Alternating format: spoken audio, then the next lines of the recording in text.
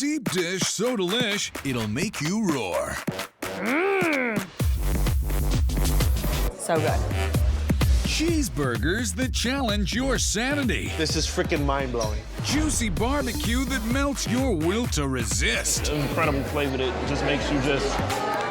We've got the urge to splurge. Oh, wow. Oh, look at that cheese. Perfect. This is incredible. So sweet, so delicious. So good. You eat so sensibly most of the time. Why not treat yourself? I won't tell. I am getting sucked in the vortex of beef. We've been not eating all day specifically to come here and eat this food. It's cheat day. I do now. I have to go to church after this.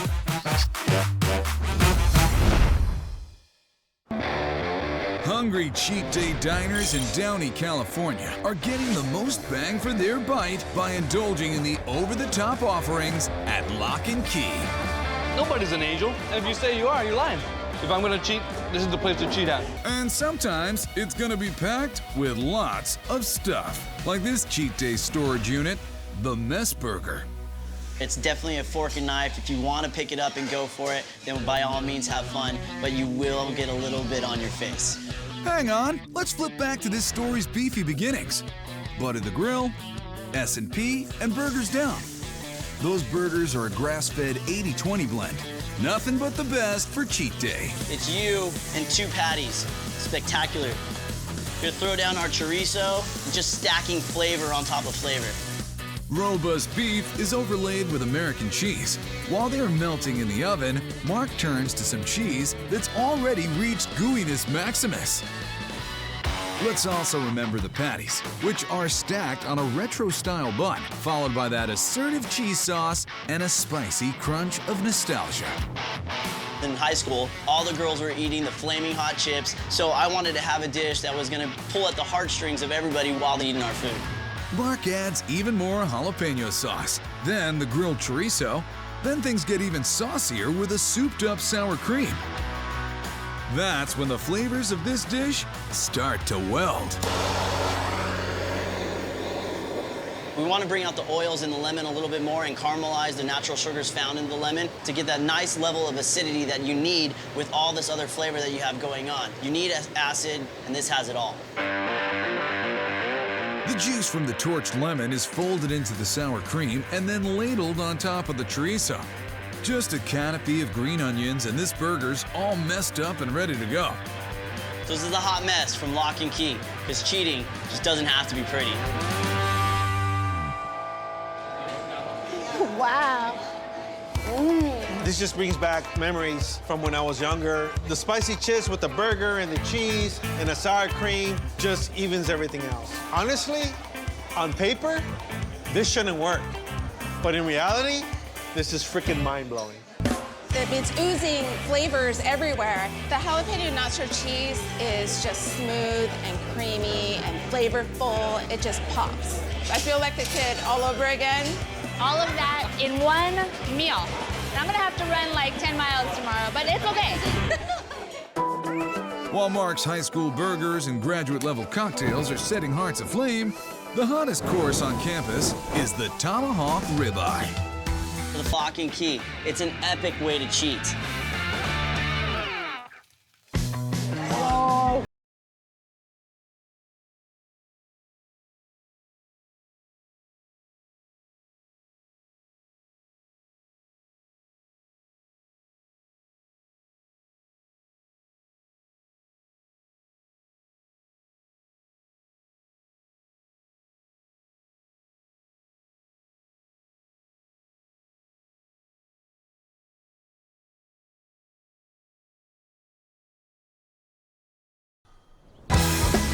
No one earns a cheat day like the maniacs in Steeltown, Pittsburgh. After a week of working for the man and sticking to their meal plan, they're ready to go off.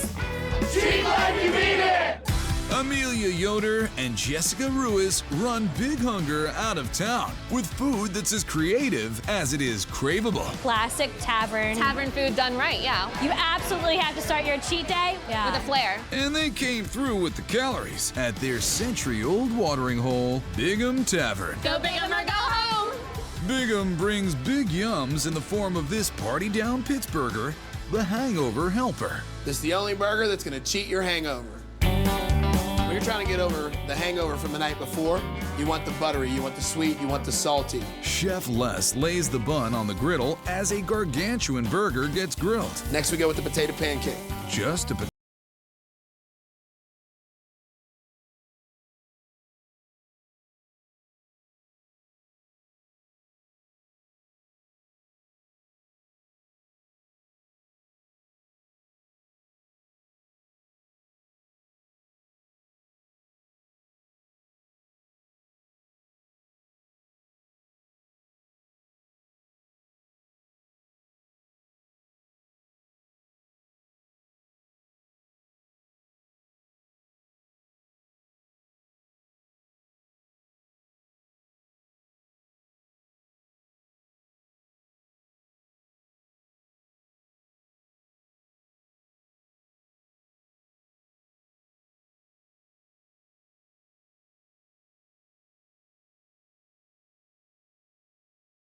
Hey, beer got you into this mess, beer cheese is gonna get you out. More tasty textures arrive, spicy onion straws, and sriracha mayo. Topped with a tomato. That tomato's packed with vitamin C for cheating. The Hangover Helper, the perfect way to start your cheat day.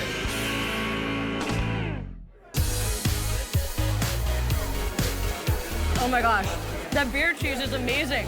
You have this meaty deliciousness. There's almost a little kick at the end of it. Maybe the capicola. It's really good. You just gotta unhinge your jaw. The egg actually really complements it. It's very Pittsburgh to put the potatoes That's on true. the burger. That's a good point. I hadn't thought of it like that. It's the bacon that pops out, in addition to the egg and the burger. I think bacon is a cornerstone of cheat day. Big'em Tavern helps me get the hangover and then helps me get over the hangover. Literally layers of help. This is medicine.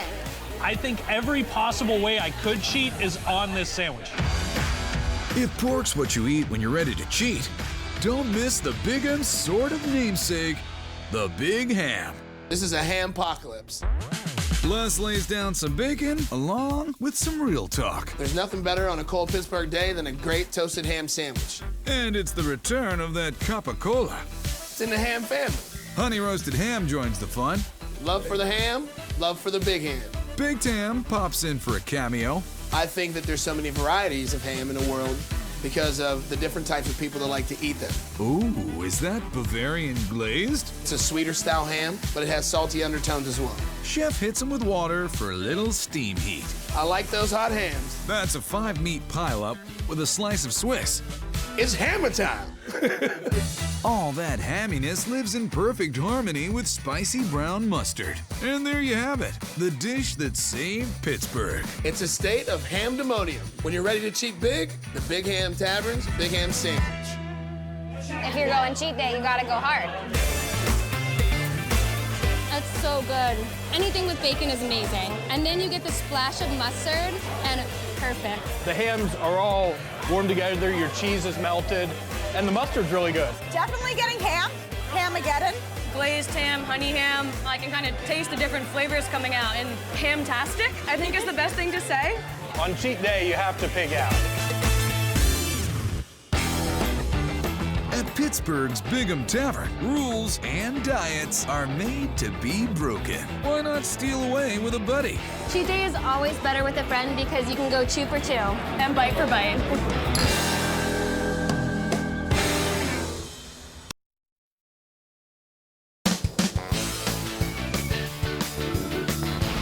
Cheating is a two-way street in Denver, where one chef is breaking the rules and acing every taste test with the advanced placement pizzas at Denver Deep Dish.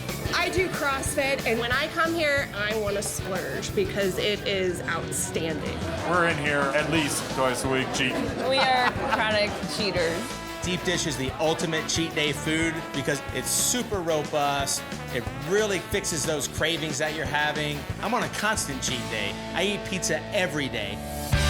Owner Jason McGovern is a Memphis boy who picked up his Windy City pizza cravings from some Chi-Town cousins. Started visiting my relatives at an early age. Really fell in love with the bold flavors that deep dish has to offer. Super delicious crust, lots of cheese, robust sauces, lots of meat. I love pizza. Jason's ingenuity is so legend, customers often let him decide what's going on their pies. Since it's a chef's choice and it's always stacked with something odd and different, Jason just calls it the Mile High Pizza. A simple pizza consists of dough, cheese, and sauce. But you can take that to a whole other level. We can play around with what goes on top of the pizza. Pizza's just a blank canvas. When I see people bite into our pizza, to when I see them smile, it makes me smile. No matter what the toppings, any pizza at Denver Deep Dish starts with Jason's signature sauce, which is quite literally handmade. Like big chunks of tomatoes in our sauce. People know it's real, not just store-bought. Those chunky tomatoes are crushed together with fresh-cut basil and oregano and a quartet of Italian seasonings. Call it occupational therapy. You get to squeeze those tomatoes and make the sauce delicious while taking out a little frustration. The sauce gets great reviews and the dough gets panned. Hey, that dough looks different. As you can see, our dough's got a little bit of a yellow tint to it. We add cornmeal, which is going to actually give it some color. Cornmeal also gives the dough the strength it needs to support a tower of toppings. We don't skip on this cheese at all. We got almost a pound of cheese in this pizza. No skimping on the sauce either, which welcomes a trio of old friends, pepperoni, sausage, and bacon. All of those meats, they're delicious together. It's probably the best combination that we could come up with. This pizza is going to go in the oven for about 30 minutes at about 450 degrees. Long enough to talk about chicken wings. Jason brines them in spices and beer before they're smoked and finally wood fire grilled. Delish! But hang on, why are we talking about wings? Remember, this is a chef's choice pizza, so we can make it however we want. And I feel like throwing on some smoked wings on this pizza. Fantastic choice. The Mile High Pie. Oh man, look at that. That's a cheat pie, yeah. The crust is amazing. It's nice and flaky, and it's really light. Great cheese and a little bit of everything. And the wings are nice and spicy. Oh my goodness. You take a bite and the sauce just fills your nose, and it's just intoxicating. It is so good. The best part about these wings is you can tell that they're smoked and they're still crispy, and then the sauce just tops everything off. With the spinach, 90% cheating at this point makes me feel completely better about the day. It's fine. What do I have to lose? I got spinach. Denver Deep Dish also does Chicago's favorite sandwich in a pie, the Italian beef pizza. I start all of our pizzas the same way. I got fast fingers. And Jason pulls a fast one with the sauce, which is replaced by horseradish cream. Creamy horseradish gives it a lot of flavor. It's gonna be perfect with our Italian beef. Speaking of Italian beef, Jason piles it on, along with roasted peppers, spicy giardiniera, and 3 different cheeses. A 30-minute bake, and it's ready. Though it feels like I'm forgetting something. Go with our Italian beef pizza, we've got to put an Italian beef sandwich on top. Oh, of course. Chicago beef and Chicago deep dish pizza, a tale of 2 classics. I mean, it's a little weird, but it's awesome. I don't understand how nobody thought of this before, because this is amazing. Like, you're taking 2 great Chicago dishes and putting them together. So good. Got a little bit of cheese. All right, you got a lot of cheese, let's be honest about that. The hot peppers, which I absolutely love, that means just awesome. The horseradish just brings out so many flavors. It has just that good, like, yeah, that's how I feel about my pizza. And for all the cheaters in Denver, the feeling is mutual. Denver Deep Dish Pizza!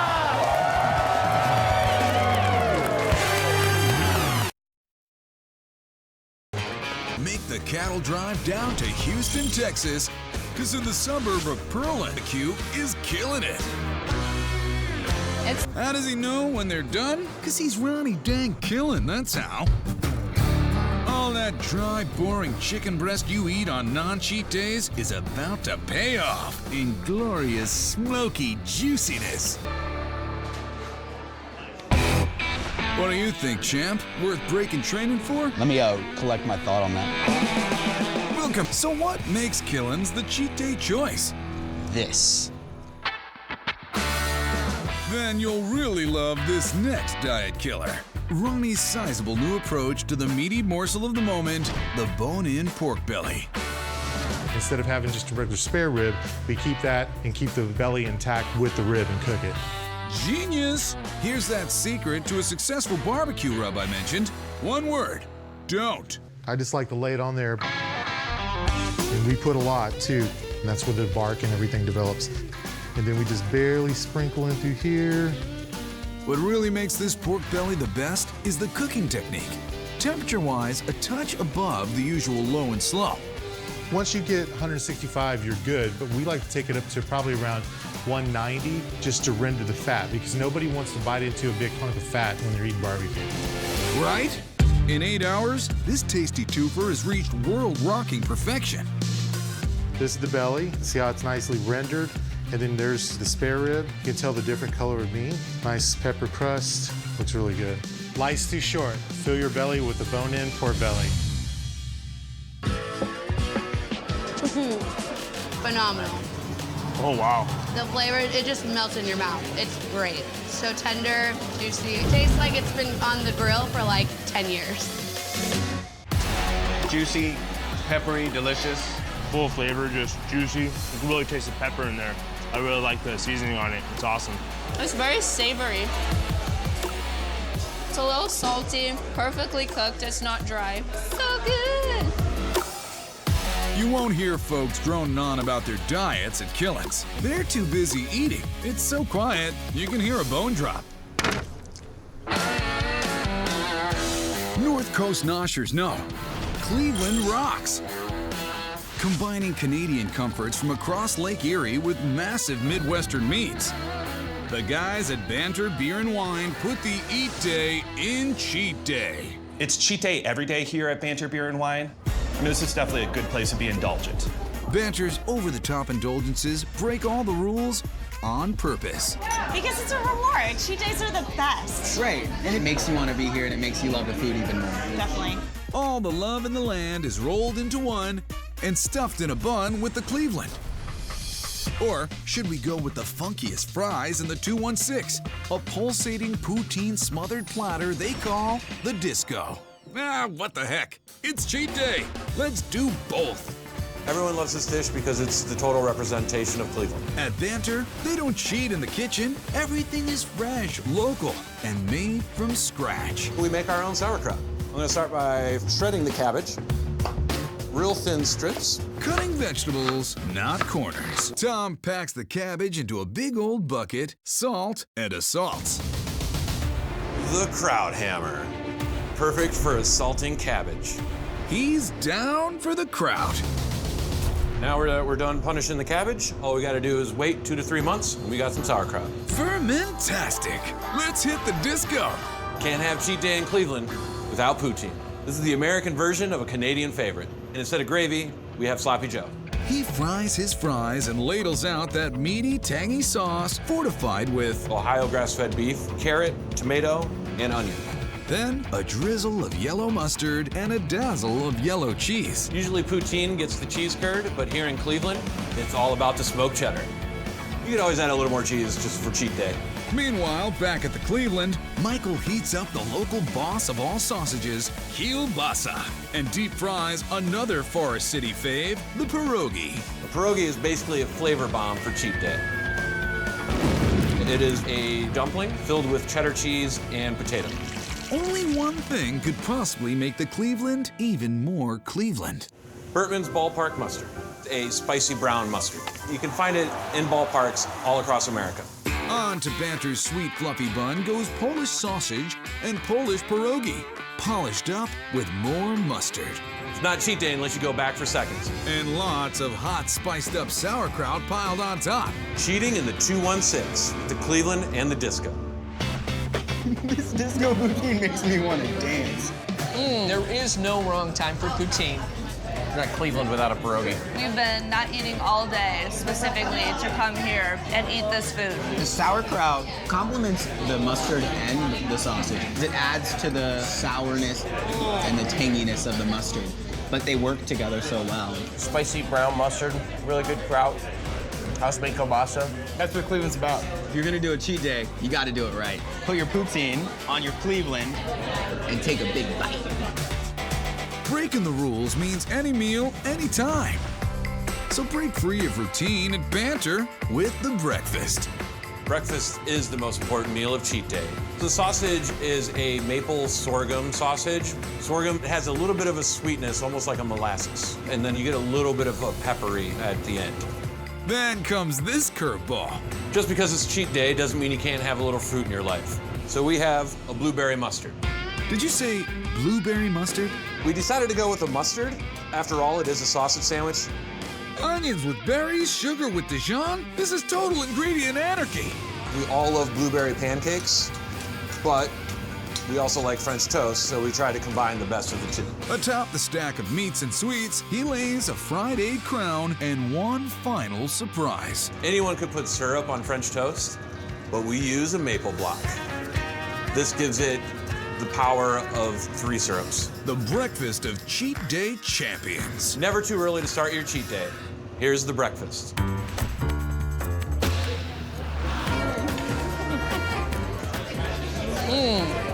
It's breakfast and makes you feel better about yourself, too. You need breakfast. It's the most important meal of the day. It is the sweetest mustard I've ever had. Maple sugar on top. It has that really rich, wintry kind of flavor. It reminds me of being a kid again. You cut it into the yolk, you get it all over the sausage. It's amazing.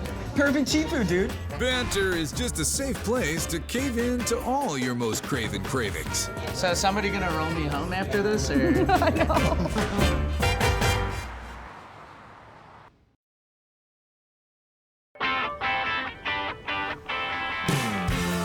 New York City does everything full out with skyscraping swagger. So when it comes to eats on cheat day, Manhattan doesn't mess around. We take the classics and we bring it to a whole new level of sophistication. If you want to take your cheat day upscale, this is the place to do it. Michael's high-class approach to chucking your regular regimen has caught on in a big way at Quality Italian. This is more than a cheat day, it's a treat day. Chef Nick Gabi, what's your take on the food you make? Italian love. Decadent and really extravagant and over the top. It's breadcrumbs and circuses with his push to the limits pizza imposter, the chicken parm. We didn't want your typical chicken parm. We wanted something that was a little more impressive, really exciting. They think they're getting pizza, and then when they realize that it's chicken parm, they're just blown away. He tosses a garden's worth of house-dried herbs over that beautiful bird. This is kind of what Grandma used to do, just the next level. Sorry, Grandma. In an unexpected move for Midtown, that chicken gets thoroughly ground. To make this big, indulgent parm, we're gonna press it into this pizza pan. Flour keeps it from sticking, and that chicken's got the pan covered. Then, Nick zigs another zag. We freeze the chicken parm so that way the breading really sticks to it and it gets super crispy when we fry it. Nice and frozen. Gonna go ahead and put it in the egg wash into the breadcrumbs. Then, this beauty gets a hot oil treatment. Woo! Looks like someone's got a gold record for flavor. Look at the size of this chicken parm. It's the size of your head. If only I was so good looking. House-made marinara goes around, followed by a mix of mozzarella, pecorino, and parmesan. We don't cheat you on the cheese. Like your resistance, the cheese melts. Oh, mamma mia. Finish it up with a little fried basil. Frying keeps the basil from wilting. And this dish gets served with a salad, pizza spices, and one more surprise. Calabrian chili honey. It's spicy, but it's sweet at the same time, so you get the best of both worlds. This is no leg or wing. This is a real pizza chicken. Quality Italian's chicken parm. If you're gonna cheat, cheat big. in every single bite. This is delicious. Look at all that cheese. The tomato sauce is so flavorful. It melts in your mouth. Amazing marinara, delicious crispy cheese, and amazing chicken. Catch that little like sweetness of the honey and a little bit of spice from the chili peppers. It's ridiculous. There's nowhere else you can fold a chicken parm like a pizza. This is amazing. It's not just chicken parm, it's like it's a chicken parm experience. Yeah. This dish makes me wish every day was cheat day. Nick's buddy Corey carries on the creativity, practicing some sweet science with his tiramisu for two. This is the perfect cheat day dessert presented in a completely unexpected way. Unexpected, like sweet Marsala wine ice cream with a pleasant mix-in of chocolate cookie crumbs. All right. That gets frozen in a mold, then Corey gives it a twist. One of the main components is ladyfingers, and what we've done is we've switched it up a little bit, kind of like a ladyfinger taco. Those get soaked with simple syrup, infused with coffee and honey liqueur. A little chocolate ganache, which we're gonna use as glue for the whole thing, but it tastes delicious. Each ladyfinger gets a squirt, as does the chocolate cookie base. Next up, this is our wine ice cream frozen into a solid disc. I'm gonna take this half and I'm gonna roll the edge in our cookie crumbs. The ice cream gets sandwiched, then Corey books us some fancy New York sweets. A little bit of cocoa powder, cinnamon coffee meringue, the best gift ever, and here's the ribbon on top. Add just a few decorations. We have a crispy cocoa nib tuile. We're gonna add a few chocolate curls to make it sexy, a little half moon here. Because on cheat day, it's not only about feeling good, it's looking good and tasting good. Straight out of money-making Manhattan. And that's tiramisu for two, cheat day taken to the next level. Tableside, Corey pours on his chocolate coffee caramel sauce. It's like rich, but it's light. Crust on the bottom is insane. It's ice cream. Yeah, it's really good. So sweet, so delicious. This is just different layers of cheating. Plan a cheat day date with your mouth and tell the cab driver just off Central Park South you got some quality Italian to deal with. This is like the kind of cheat day that you dream about. When will I wake up? Exactly. I hope I don't. I hope I stay in this cheat day dream.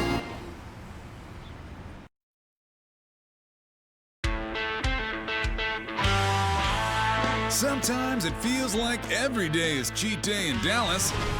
Because I'm not sure you've heard, but everything's bigger in Texas. The food here is big, it's beautiful, it's delicious. It is the perfect cheat day place to eat. Which is why you should ditch your diet and dive face first into the north of the border bites at Maple Leaf Diner. Yeah, it's Canadian, eh? There's no way you can come here and leave hungry. And you don't just get your one food, it's usually a food on top of a food on top of a food.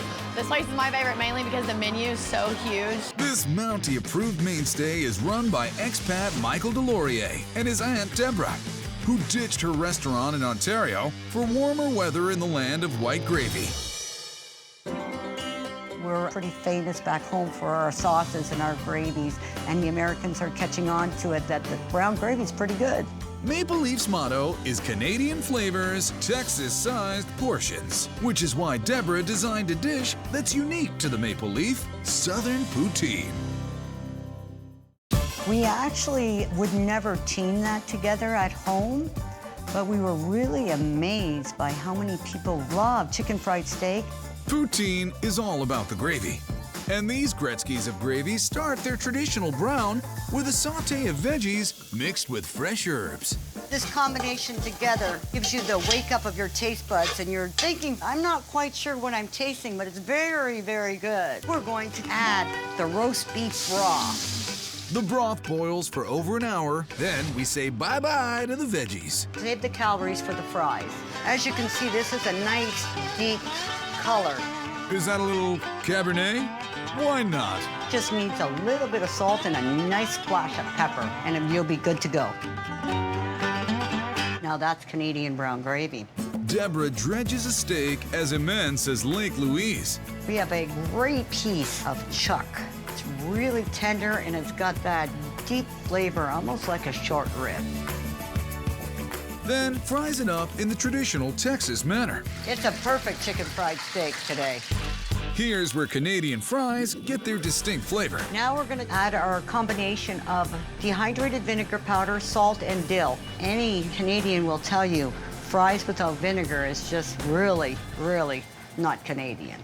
Deborah piles the fries high, then layers on the classic poutine cheese curds. We're gonna start drizzling it with some nice gravy. This is gonna help the cheese melt. Maximum gooiness achieved as sliced steak is smothered in a final ladle of rich brown love. The Maple Leaf Diner chicken fried steak poutine. You can cheat, I won't tell. Wow. Cheat day at its finest. Fried food is the best for cheat day. Oh my God, so much cheese. So salty, so cheesy. Heaven. Steak. The cheese and the chicken fried steak, just The perfect combo. whole nother level. It's the chicken fried steak, it's the poutine, it's the fries, it's the cheese, and the gravy just poured all over it. I want to taste some over here. I don't think you can have some. No, this is mine. This is mine. Maple Leaf's philosophy? When there isn't enough room on the plate, head north.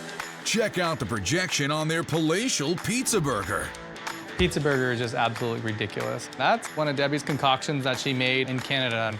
It's just a winner. Burger hits the grill, followed by the 3 P's of proper pizza: pepperoni, pepperoncini, and green peppers. Now we're gonna toss all the ingredients to start to saute it. Our bolognese now. We're just gonna drizzle it over everything. All the juicy goodness. Buns get buttery. Bread doesn't taste good unless you put butter on it. Build our burger. Let's get some of the nice toppings on top. There, we're gonna drop the pizza burger on the top. As for cheese, Deborah doesn't go for simple sprinkling. She breads a whole cow's worth of mozzarella. The breading into the batter. You need to get it nice and golden brown, because that's great for your pizza burger. Set it on top of the burger. She buns it up, then reaches new heights with panko fried mushrooms. Oh, look at that cheese. That's awesome. Well, the hamburger is great, but I love fried cheese, so the fact that there's so much cheese on this, it's like making me very happy. You're eating a pizza and a burger and mozzarella sticks and fried mushrooms. It's like getting 3 meals in one bite. This is the perfect cheat day. Is there a Canadian exchange rate for calories? Because Maple Leaf might actually be within your dietary budget. Cheat day is go hard or go home. Count your blessings, not your calories.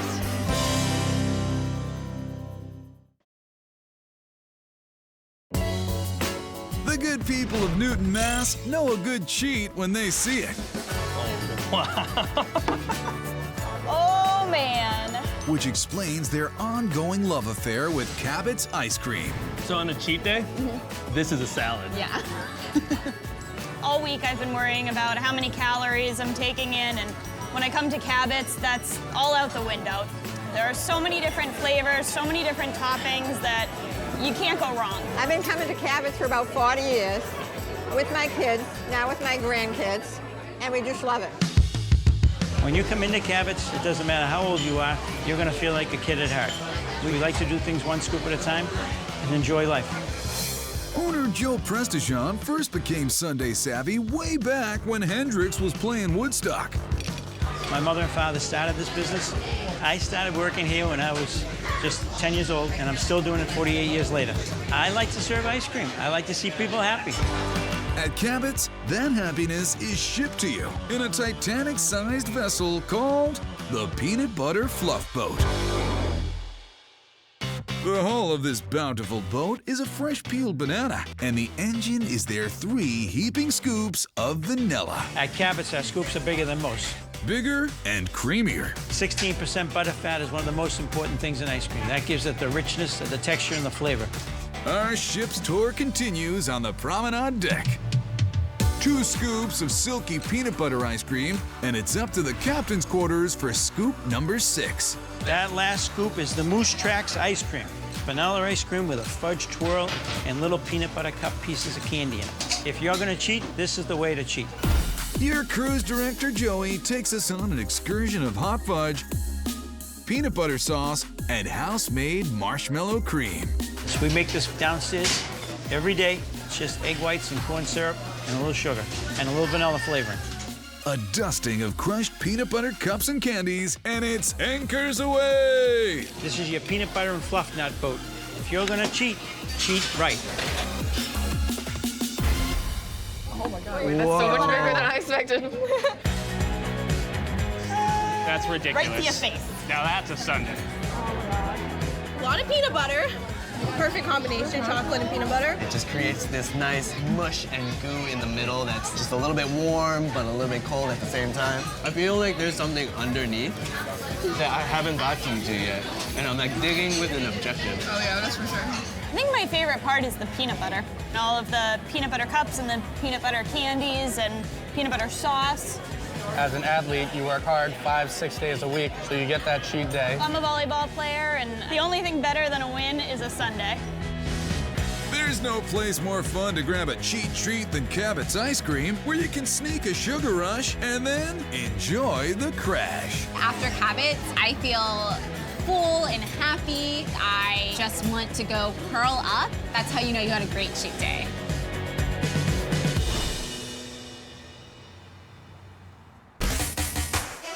Occasionally splurging actually helps keep your metabolism revving high. So make the healthy choice more.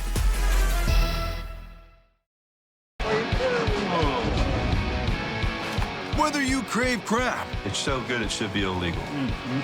Love luscious lobster, These are wicked good. set your heart on succulent shrimp, You're gonna want to eat 2 of these. It's really good. or favor fish in any form. It's like an ice cream cone and a po' boy at a bake. The flavor is so good, I have to lick my fingers. We're hooking you up We love seafood! with the most succulent, savory, and spectacular seafood.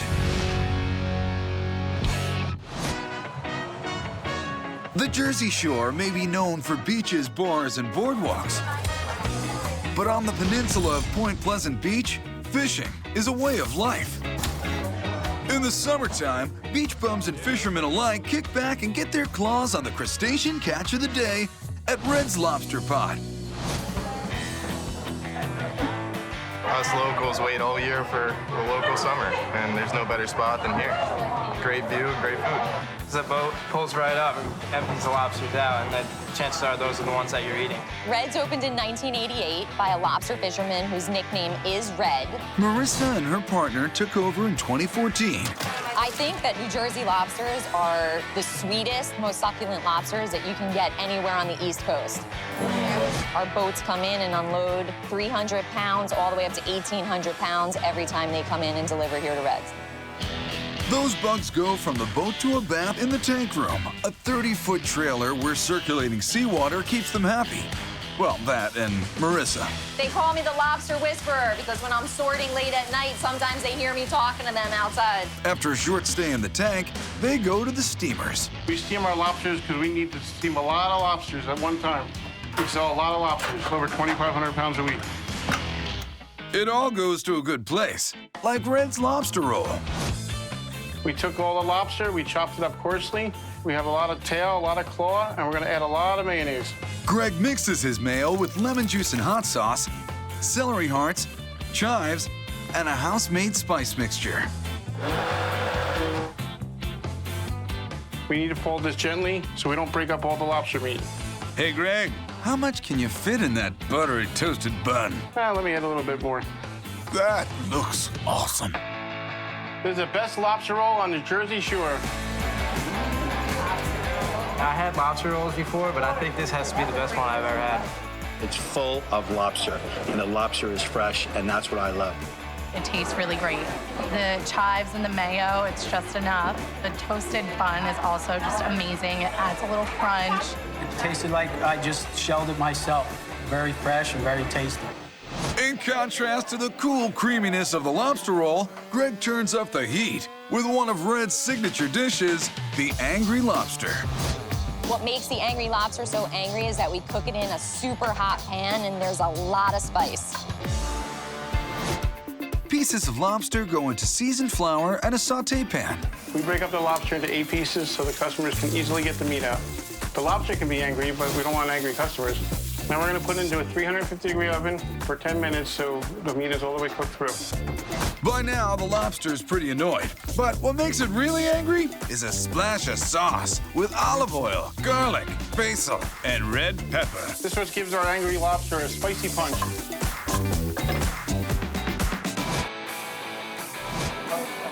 When the angry lobster came to the table, it was more than I thought I could handle. It has a real kick to it. Spicy, but the seasoning was awesome.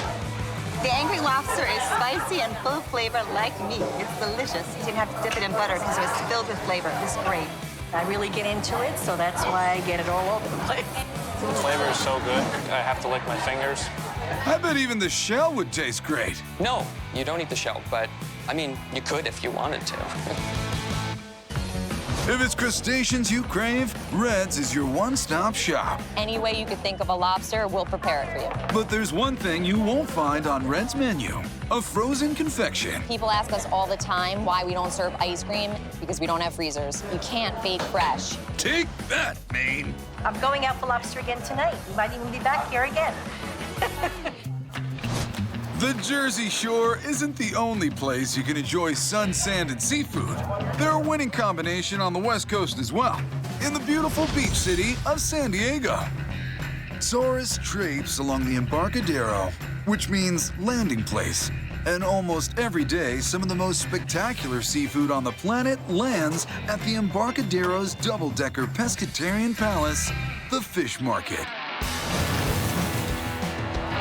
They print the menus twice a day because that's how fresh the fish is. That's how often things are changing. The market's 2 restaurants and retail counter offer the freshest and finest seafood in Southern California. And guiding every fish on its journey from pier to plate is Darren Gorski. I'm the fishmonger. The fishmonger is a person that loves to sell fish. It's just one of those things I always had a passion for. Fun fact about fishmongers, they've got ninja knife skills. I just love cutting fish. It takes a lot of practice. Perfect.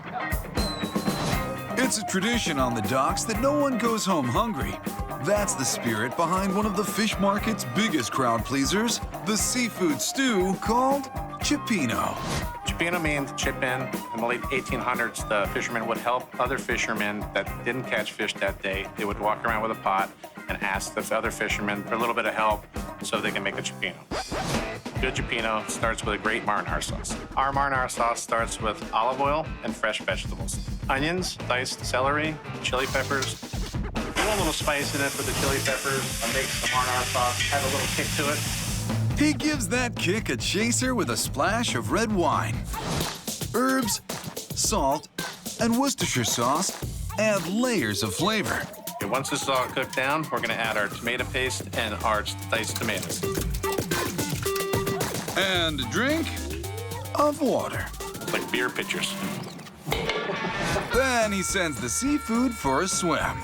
We have greenlet mussels, we have black mussels, and we have cockles, and we have manila clams. We want to steam the shellfish in the marinara sauce, and this is going to take about maybe a minute and a half. Now, the other part is white sea bass prawns, sea scallops, and we have squid. Then we have a Dungeness crab. I mean, this is just a beautiful dish, hearty dish. And now we're going to add our garlic butter, and we're going to add our garlic puree. And I'm telling you, look at that. Oh, my God. Here's our cioppino. A seafood lover would cry over this. Maybe it's all the garlic? All right, you guys, here is your I've never had cioppino before, and when it came to the table, I think we were all just blown away. Oh, look at that. We just kept finding like little discoveries in there, treasures. The sauce is really great. The sauce is probably what makes the whole dish. They must have an Italian mother somewhere cooking all this sauce for the food because it's fantastic. If you're not craving cioppino, Darren goes back to basics with his garlic prawns. Just garlic, shrimp, and a few drinks. And we're going to start with an in-house fish market Chardonnay. We booze it up a lot in our garlic prawns, so it takes a little bit more flavor, gives it a little more kick, and it has a little bit more sweetness. He adds garlic butter, pureed garlic, and meaty Mexican prawns. So now we make our sauce, which we add the garlic butter. That's a lot of butter. but it's okay. He washes it down with another drink, or two.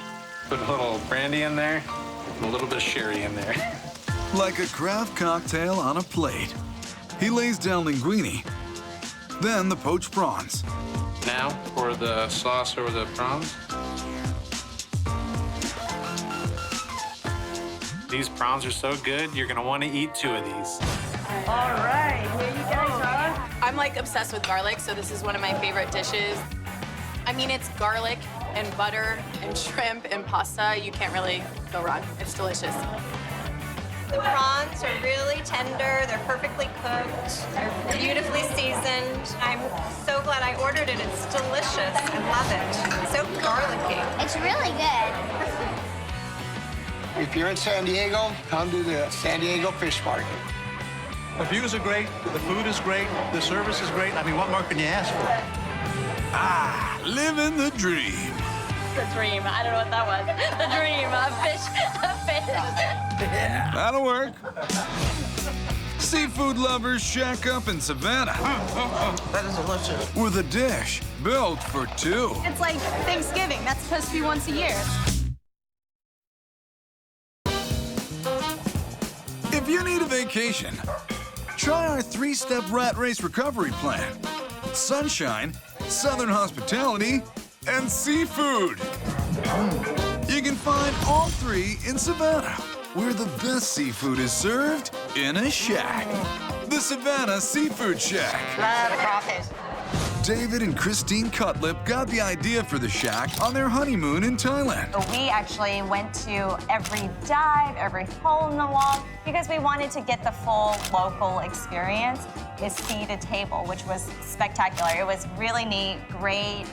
And that's what we try to do here at Savannah Seafood Shack. They already had the inside scoop on the Savannah seafood scene. My parents own Cooler Seafood, where they sell fresh shrimp, crab, fish. And they're keeping family in the business. Christine's dad is the chef. Between families and friends, we actually own 80% of the seafood market in Savannah. After their honeymoon, they found the perfect spot for their new venture and a new arrival. This location popped up and we jumped on it right away. Probably wasn't the best time to quote-unquote jump on it. I was 8 months pregnant at the time. That's what helped inspire the name of one of their top sellers, the Love Shack. Everything will be cooked in this boiling water, and we're gonna have to add a little spice for something nice, okay? We use 2 different types of season. This seasoning is used to cook it, and then we have a different season to sprinkle on. Like a southern seafood boil, the Love Shack starts with corn and potatoes. Crab, check. And clams. And since this is the South, crawfish. I do the shrimp last because it cooks very fast. They boil alone, so each one is perfectly done. But this is the Love Shack, so once they're hot, they get all cozy in a garlic butter bath. Everybody loves garlic butter. We're just gonna drown it the way it is. A spoonful of that special second seasoning and a squirt of lemon go into the bag. And then he gives the shack a shake. There's one more thing missing here. The snow crab. Here it is, the Love Shack. By the time you finish, you'll be in love. And we have the Love Shack. It's like Thanksgiving. That's supposed to be once a year, but I've got it right now. So good. Fresh, great seasoning. That is delicious. Wow, that was impressive. Seasoning's great. It's good. Crab legs are my favorite part. Boy, that seasoning is so good. Now that melts in your mouth. Along with Love, the Seafood Shack also serves some surprises. Guys, look what I have for you guys. Yeah! So do you know what is this? No. Come on, kids. Everyone knows that there's nothing happier than a customer with a big cone full of seafood. Delicious. Savannah being a very mobile city, you can walk with a seafood cone in one hand and a beer in the other hand. Now it makes perfect sense. Why have I never thought of that before? Like a good ice cream parlor, Timmy makes his cones from scratch. What's going in this cone? Clams? Crabs? Cuttlefish? Today, we're actually gonna fry oyster in a cone. So instead of saying I want some strawberry, you can say I want oyster. I don't think that would work anywhere but here. He covers them in salt and pepper seasoned flour and sends them swimming. The oysters are layered into the cone with house-made slaw. We want to make this the best oyster cone you guys are ever gonna eat. Here's a seafood cone. It's actually better than ice cream because it doesn't melt. Well, sure. And because it's full of fried oysters.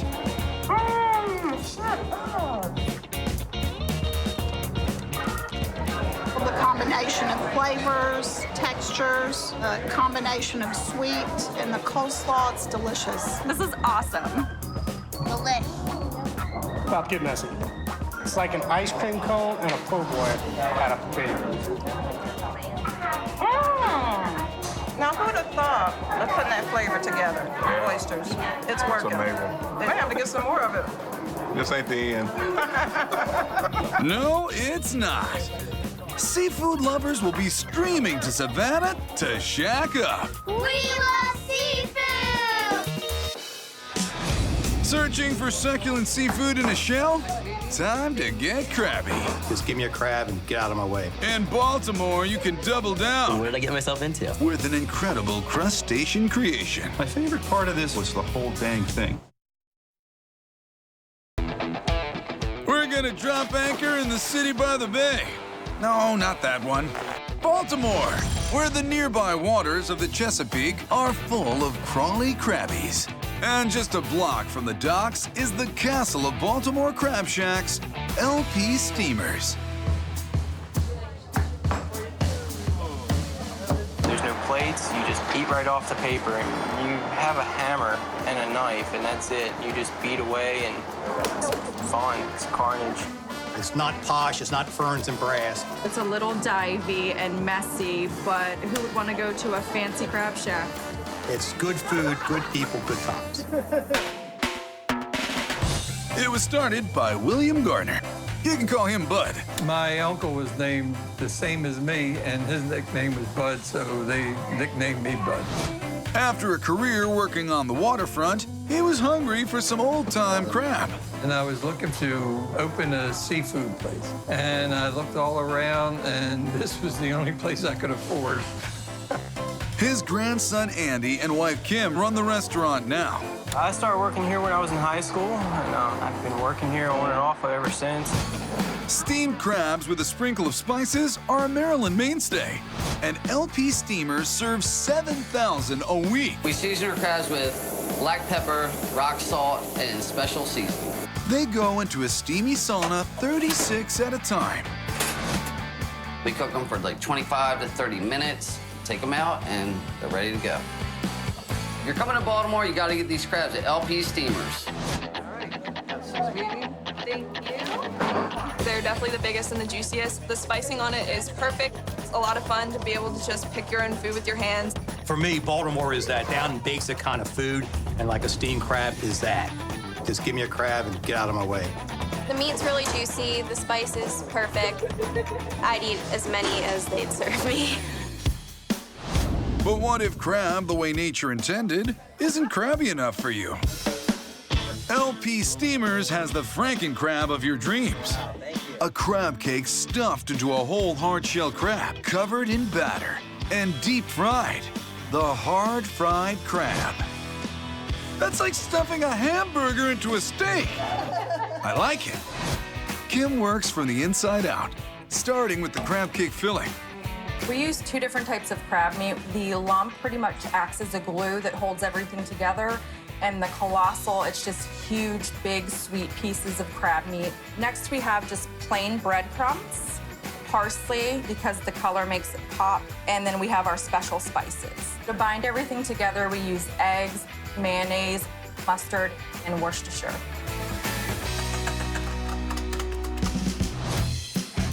Then Kim gets her claws on the crab meat. You want to get right in there with your hands, and you want to be a little gentle because you don't want to break up the big lumps that are in there. She forms crab baseballs, and every one is a home run.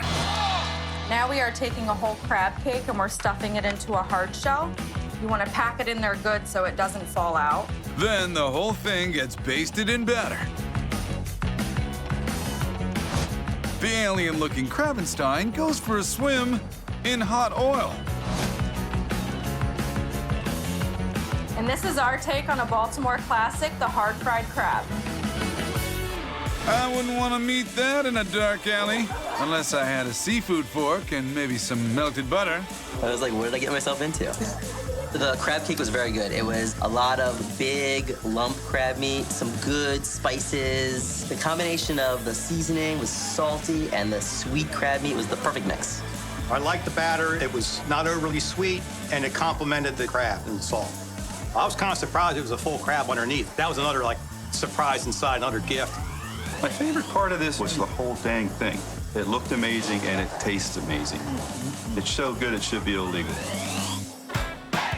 For the briny best Baltimore has to offer, LP Steamers is your port of call. We're taking the fun to the Gulf Coast. We're Texas tummies two-step to tasty, divine, tiny, They're just fantastic. shrimp. It has all the shrimp that you'd ever want. You'll think you've died and gone to seafood heaven. When it comes to Texas cooking, you usually think of red meat and Tex-Mex.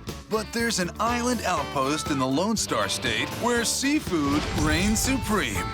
Galveston.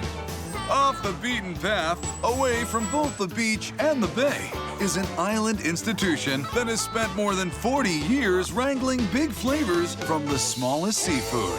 Shrimp and stuff. We have the bull shrimp. We have the fried shrimp. If you didn't know where it was, you'd never find it. We have the shrimp po' boys. We have the shrimp gumbo. It has delicious shrimp and delicious stuff. Shrimp and stuff. We have the shrimp kisses. We have the stuffed shrimp. It is where the locals eat. I believe that's all the shrimps we have. And the seafood is caught right off of Galveston. Caught by a fleet of mosquitoes? The mosquito fleet is what our shrimp fleet is called. Because they look like mosquitoes when the nets are deployed. Jeff Antonelli ate at Shrimp and Stuff when he was a boy. Come on in. Or is that B.O.I.? Born on the island, we call it B.O.I. And that means you and your family were born on Galveston Island. Born on the island! To really eat like your B.O.I., there's only one dish you need to try. The shrimp gumbo. The gumbo is to die for. We haven't touched that recipe in 40 years. It starts with our roux, which is a vegetable oil and flour base that we cook down for about 3 hours. Roux's got that really nutty, almost peanut butter smell. And the neighbors know when we're cooking gumbo because the whole neighborhood smells like gumbo. Then we add our water. And we stir that in. Next, we'll add our celery, onions, and bell peppers, which we cut and cook down for about 2 hours. Jeff layers the flavor with Worcestershire sauce, chicken base, and seafood base. I'll add a few bay leaves, the cayenne pepper. I like a little bite to my gumbo. Next, some black pepper. As you can see, it's already thickening up, and we're building that flavor profile that's made our gumbo famous all along the Gulf Coast. Next up, filet, also known as ground sassafras. And that gumbo filet gives it that rich, earthy flavor. Many people say is the secret to all good gumbo. He follows the filet with garlic, thyme, tomatoes, and okra. No gumbo is complete without okra. Look at this beautiful, beautiful start. Yes, he said start. After simmering for an hour, the gumbo is finally ready for the main ingredients. So what is it? Seafood gumbo? We're adding the seafood. Since you can never have too many shrimp, Jeff adds 2 kinds. These are Gulf shrimp, wild caught. They give it that wonderful, salty Gulf taste. Oh my God, they're just fantastic. And then we add the imitation crab. And we've been adding the imitation crab for 42 years, and we're not gonna mess with a good thing. Oh, it just looks delicious. Now to finish it off, a little bit of rice, a few crackers, and of course, a spoon. And there you have it, our shrimp gumbo. You'll think you've died and gone to seafood heaven. This gumbo is awesome. I come here when I'm too lazy to make it because I do a good one, but this one kind of puts mine to shame. They have an awesome move. Fresh ingredients. I mean, what else can you say? My absolute favorite part of the gumbo is the locally caught Gulf shrimp. It has all the shrimp that you'd ever want, and I really think it's probably the best on the island. With 40 years of history behind him, Jeff has a lot of ways to showcase shrimp. The shrimp tacos are the best on Galveston Island. He slathers local brown shrimp in seasoned cracker meal, egg wash, and crunchy panko breading. The panko makes it extra crunchy. We fry shrimp in soybean oil at about 350 degrees, drop them in for a few minutes until they're golden brown. He lays them on a tortilla with house-made pico de gallo, crunchy cabbage, and smoky chipotle sauce. And there you have it, the wonderful shrimp tacos. The locals crave that crunch. Divine. It is crunchy, tasty, and very appetizing. On a hot day in Galveston, it's very cool, it's very light, it's a little spicy. That's my favorite part. All right now. The chipotle mayo really gives it a light smokiness. It just smooths everything over. Fresh out of the dough. Delicious. I know I got it all over my face, but I'll lick it off in a minute. Forget about cattle ranches and oil wells. For BOIs in this part of Texas, what you don't want to mess with is their seafood. But you're always welcome to come try it. People should come here, especially the tourists and the visitors, because they will really feel at home. It has the best atmosphere, and they would know that the moment they walk in that door. When you're searching for scrumptious seafood, hoist your sails and ride the wave to port. Land. Since 1989, the best seafood in town has come just one way: fried. Susan's Fish and Chips is a fantastic local spot that serves delicious seafood to locals and tourists alike. You can see the people that have caught the fish here. As you go around, you're able to see history of Portland. We're 3 miles from downtown. This is a little bit more off the beaten path, but it's well worth the short drive. One of the first tourists I got in here, I said, "You're from New York? How'd you find us?" And they got lost. Susan sells every kind of seafood Maine has to offer, and she puts almost all of it into one dish: her ocean-sized seafood platter. This is haddock that was last night slept in Casco Bay, which is right down the road. Along with fresh local scallops, it gets a dredge, a dunk, and a toss in her fry mix. I love this fry mix. It has everything in it: powdered milk, powdered eggs, whole wheat, all kinds of good stuff.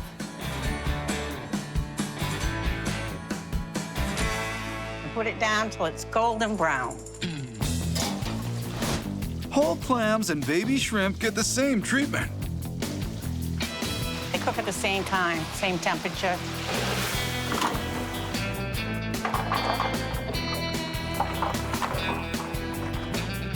She stacks all the seafood on a French fry foundation. Little things are so fresh, they just jump right out at you. And that is our seafood platter. Like the ocean's brought right to you. All the seafood you want. Excellent. He's addicted to seafood. I love fried seafood. The fried clams are full of flavor. Same with a haddock. Excellent.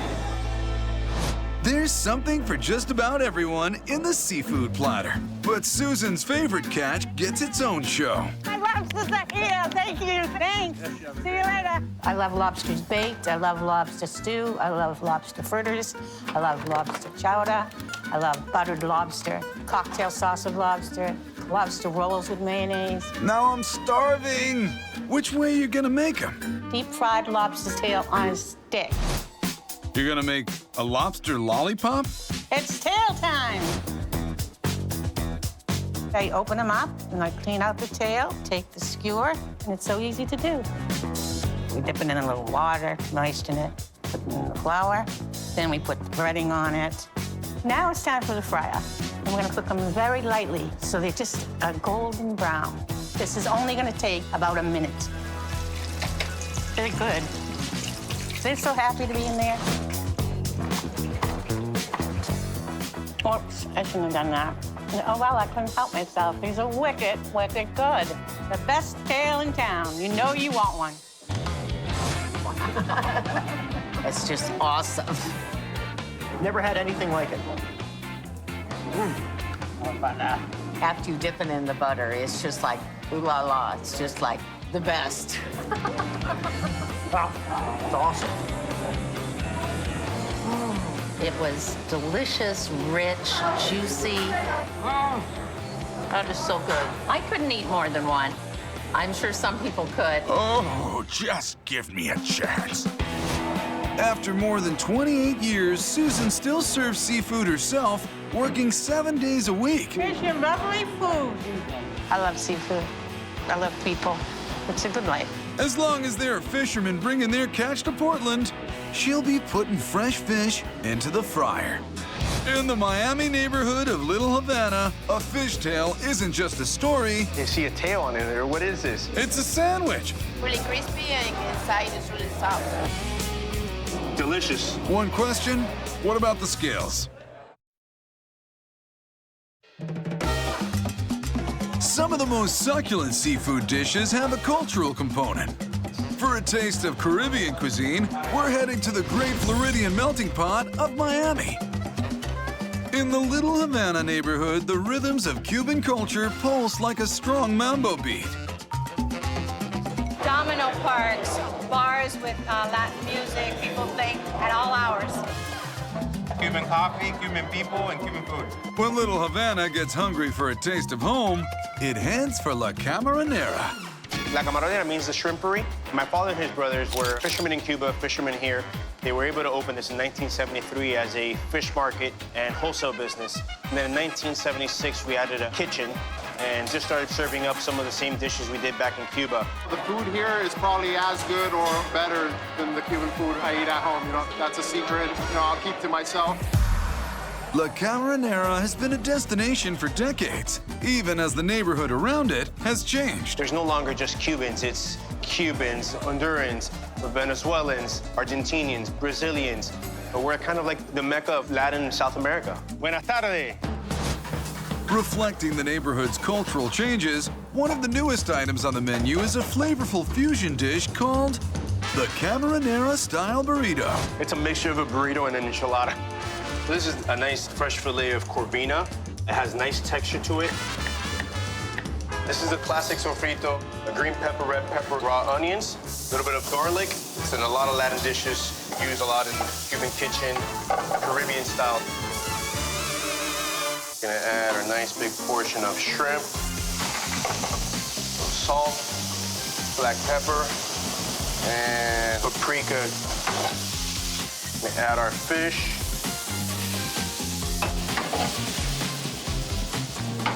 This is a seafood-based sauce that we make. It's our secret ingredient.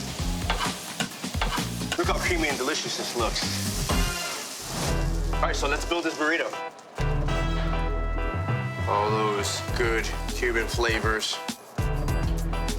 Roll this guy up. We're gonna add a little bit more of that sauce on top. Monterey Jack and cheddar. Torch it. Creamy and cheesy and full of fresh seafood. This is a shrimp concentrate that we add on top. And this is how you do a burrito, Camaronera style.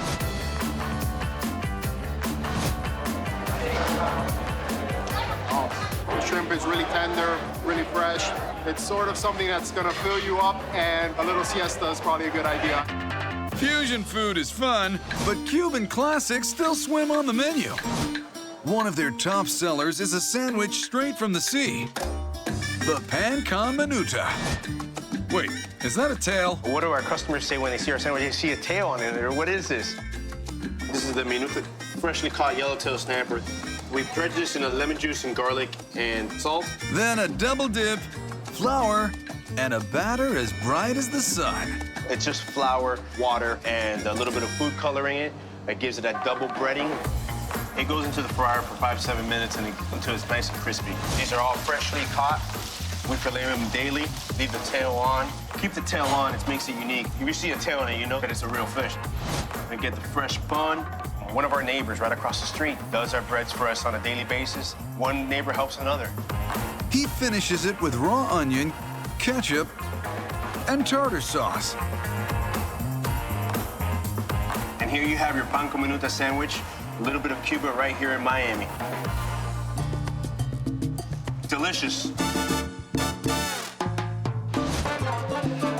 It's really crispy and inside it's really soft.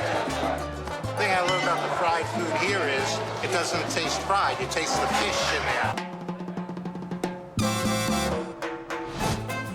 Whether you're in the mood for a Cuban classic or some flavor fusion, the seafood specialists at La Camarinera are like part of the family. Being able to see our family grow, where we came from as a family, and continue to be a landmark here in the city is very rewarding. Spicy seafood is sure to put a smile on your face. And drinks help too. I love beer and I love fish tacos. You can get both south of the border style in Seattle. I love the fish tacos. The batter was supreme. It all just pops on the plate. It's beautiful.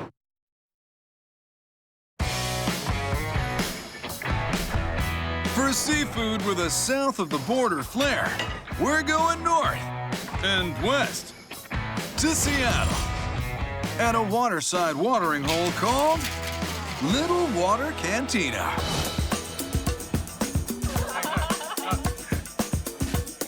Perched on a patio overlooking Lake Union, it's soaked in Seattle's DIY spirit.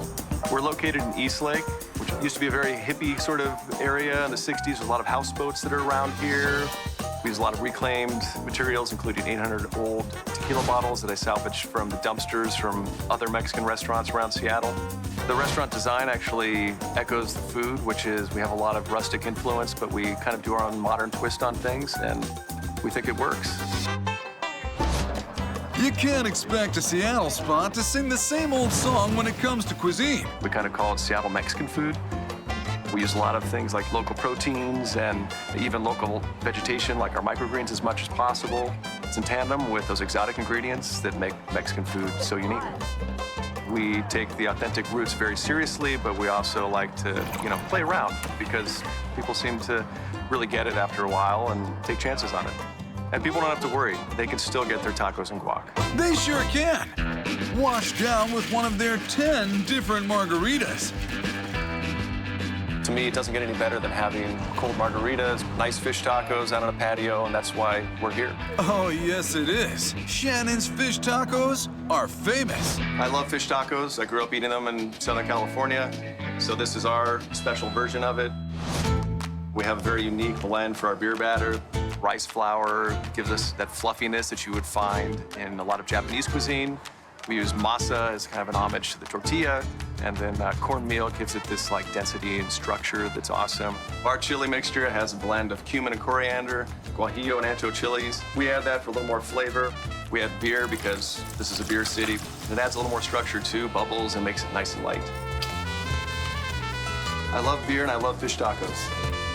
Then we take our cod, we dredge it in a little bit of flour. Flour helps the batter stick to it. We've got nice thick coating on here. Oil's at 350. You just hold it in here for a second until it starts to fry. The beer, the bubbles start to create air pockets in the batter so it gets nice and fluffy. Our fish is nice and golden brown, ready to go. It goes from the hot oil to warm tortillas and gets cool, colorful toppings. Shredded cabbage, very traditional Mexican topping for tacos. Nice crisp freshness. Pickled red onions, another classic topping. Adds nice acidity and crunch. And then also a little mango salsa. Have that nice fresh tropical flavor out on the patio. Looks like the sunset. And then we add some avocado crema. And some microgreens grown right here in Seattle. And what goes better with fish tacos than a little rice and beans? Nothing better than Little Water Cantina's Baja fish tacos. It's awesome. This happens to be the fish taco, and it's disappearing kind of quickly because it's quite good. I love it. The batter, the crispness was supreme. It reminded me of fish and chips I would have in London. The cod was just amazing. felt like it was caught this morning.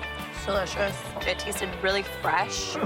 The fish is amazing, but also the produce that goes with it. Yellows with the mango, the purple onions, the cabbage, it all just pops on the plate. It's beautiful. The fish tacos are an homage to Baja, but nothing says Seattle seafood like big, briny mussels. We're gonna take a little bit of lard, we can add garlic, get that sizzling. And then we're gonna start adding our mussels, our local Penn Cove mussels. Normally you would have maybe white wine, but of course we're a Mexican restaurant, so we're gonna add a little tequila. He adds fish stock and 3 chili sauce and lets the mussels soak up those smoky, spicy flavors. All right, so we're all done. These guys are all opened. Pico de gallo, little micro cilantro. Fresh local produce combined with awesome Mexican ingredients. It doesn't get any better than this.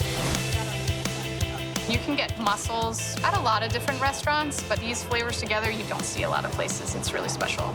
There's a spiciness to them, which I like, especially with this bread. Everything goes down well because you can soak it up after it's all over. Mexican spices and Seattle seafood. At Little Water Cantina, they're a winning combination. The food is delicious. You have wonderful views of Lake Union. If you come here on a summer evening, the sunsets are gorgeous. I can't think of a better place to be on a beautiful afternoon. And the margaritas don't hurt. Unless you try all 10. That's gonna hurt.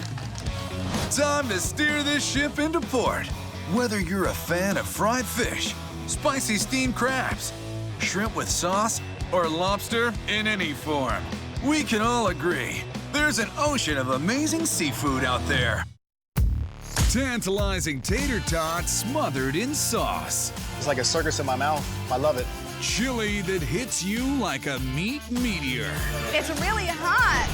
Oh yeah! And the best mac and cheese always comes in 3s. They're hot, they're bubbly, they're delicious. Sorry, plates. Bowls are the serving vessel of the moment in food paradise. It's a bowl of love. Oh, this is my happy plate. A bowl of yumminess. Are you kidding me? Prepare to be bowled over. Wow. Hello. It just really hits the spot. I don't know how they get all this flavor into the little bowls. Enjoy some bodacious bowls. May your bowl always be filled to the rim.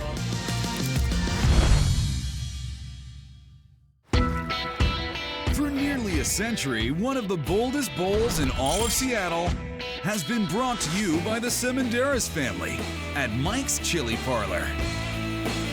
Nothing is better than a bowl of Mike's chili and a cold beer on a cold day. Mike and I played softball together, but we came here long before that. It's one of the only places in Seattle to get chili. Mike's chili's ready! Come and get it! He's referring to Mike Jr. The original Mike migrated from Greece and unveiled the meaty magic in 1922. He passed that on to his son, George, my grandfather, passed it on to my father, Phil, who passed it on to me. We are the longest family-owned restaurant in Seattle. I come to Mike's because he is sexy and I like the chili. Warning, kids, Mike's is for adults only, and so is the name of their specialty dish, the Big Bowl of Chili. That bowl represents a legacy that our family has kind of created here. There's no chance of me changing it. If it ain't broke, don't fix it. Also, my father would probably kill me. The first and final version of their chili starts where any truly flavorful food begins, with meat fat. We're gonna put it in here. I like to get the big wood paddle out. We've been through a few of them, but we always go with the wood paddle. Mike follows that with a giant bone, straight from the front side of a bovine. Water coming in. Put it on hot.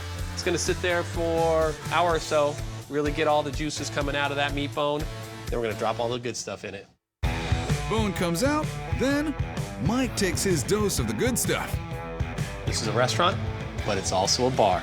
And so we're gonna start off with a little Greek nectar of the gods, right there. Cheers. With Chef Mike fortified with ouzo, he turns his attention to the broth, which gathers its strength from chopped garlic and onions. I mean, every good recipe, in my opinion, starts with garlic and onion. It's the smell, it's the flavor. I mean, people driving by stop. They're like, what is that smell down here? It smells so good. Ratcheting up that aroma, meat. Mike packs in plenty of primo brisket and chuck. And we're gonna put it right into the broth here.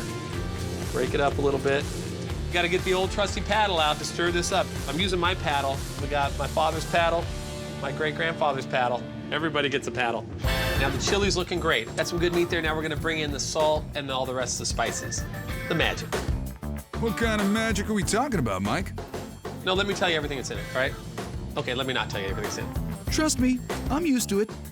Whatever it is, the chili really packs a punch. Shake that up a little bit. The spices are going in. It's gonna really bring out all the flavors, right? It's a little bit of an art. You gotta finesse it a little bit. Unlike its Texas kinfolk, this Seattle chili bowl boasts a bounty of beans. I use the small red beans because they are the highest in fiber, the highest in nutritional value. Okay, not really. I use them because that's what I was told to do. Told by my father, my grandfather, and my great-grandfather. Wise men all. Now let those beans make beautiful music with the beef. Chili all over the top of that. A little bit of juice to make it good.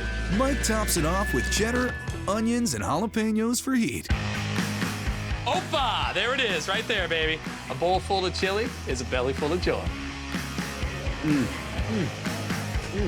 All right, I'm gonna make a mess. So I get a little bit of the cheese, a little bit of jalapeno. I like the beans in it, makes it feel like a hearty meal. I could probably eat about a third of this and be full, but I'm gonna eat the whole thing because it's awesome. Chili heaven. We got a lot of meat. I'm sweating. It's really hot. There's so many people trying to do crazy things like make it this, make it that. It's just a great bowl of chili. When it really comes down to it, big bowl is the way to go. It's warm, cuddly. Sometimes I do too, but don't tell my wife because I'm on a diet. Hands down, even the last bite, still the best chili I've ever had. Mike's chili tastes great when it's topping a bowl full of almost anything, but especially noodles. In Mike's chili pasta. At our restaurant, we put it on hamburgers, on fries. If you had cereal in here and you put some chili on it, it would be killer. Back in Greece, the family's keema or meat sauce would meld with macaroni. Here in Seattle, they play the spaghetti card. Gonna load this thing up perfectly al dente. Put a big amount in there. I know what you're thinking.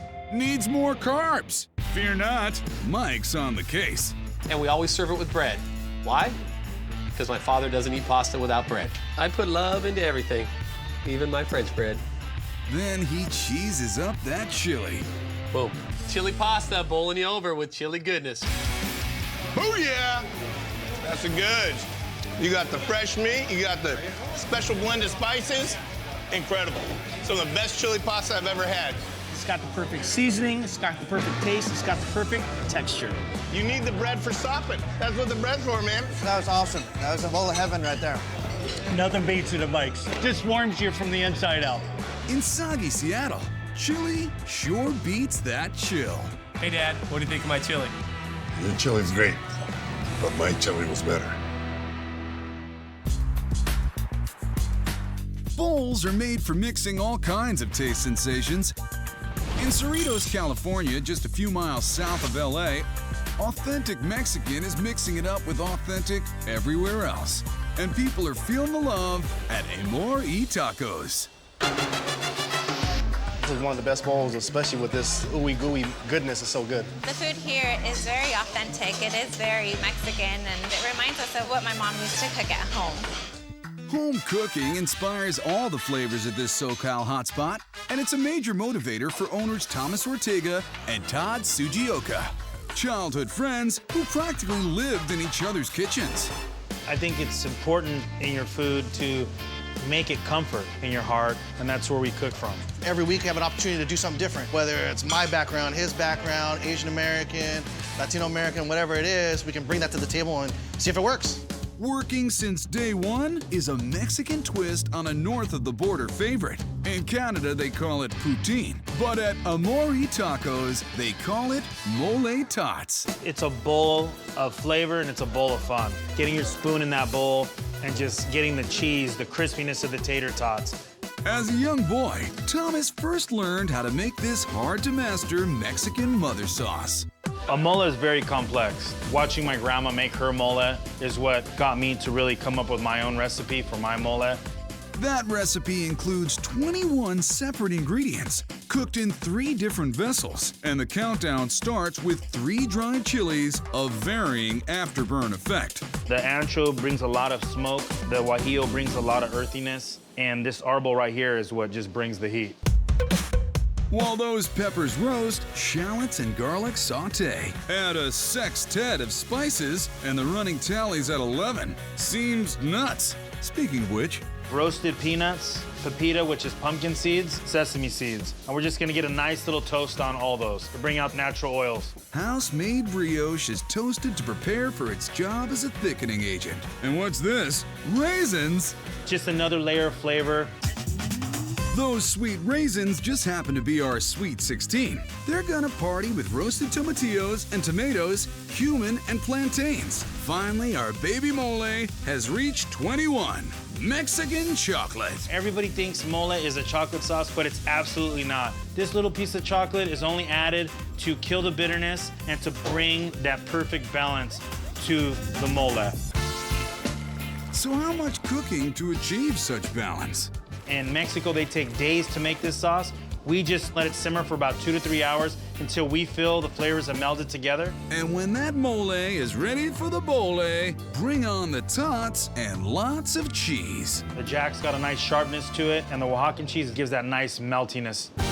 After a quick bake, those cheese-tastic tots are introduced to Mole the Magnificent. We gotta get nice and drenched all over these tots and cheese so everybody gets that perfect bite.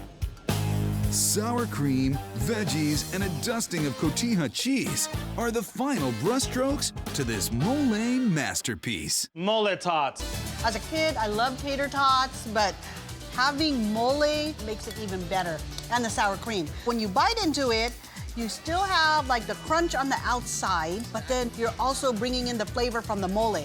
Oh, it's so good. Really, really good. There's a nice blend of the spices, especially on the tots. It coats it perfectly just to pop in your mouth and eat. Feels good. It's like a circus in my mouth. I love it.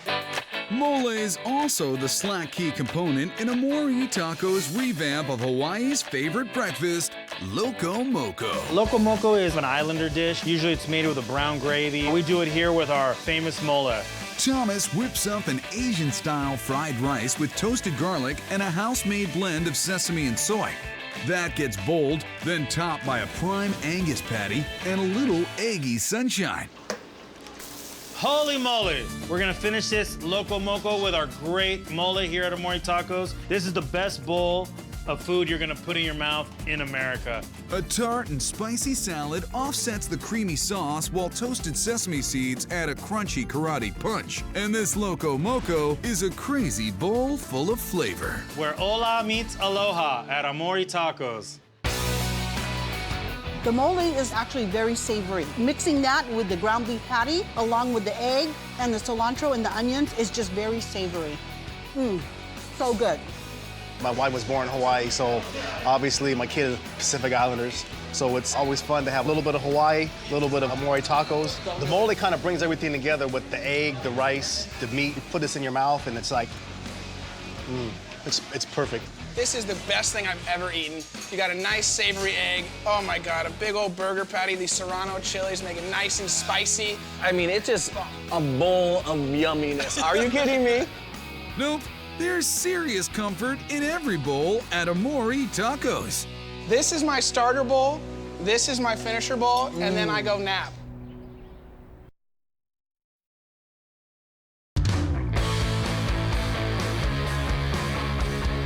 You know what they say about New York City and cheese pasta.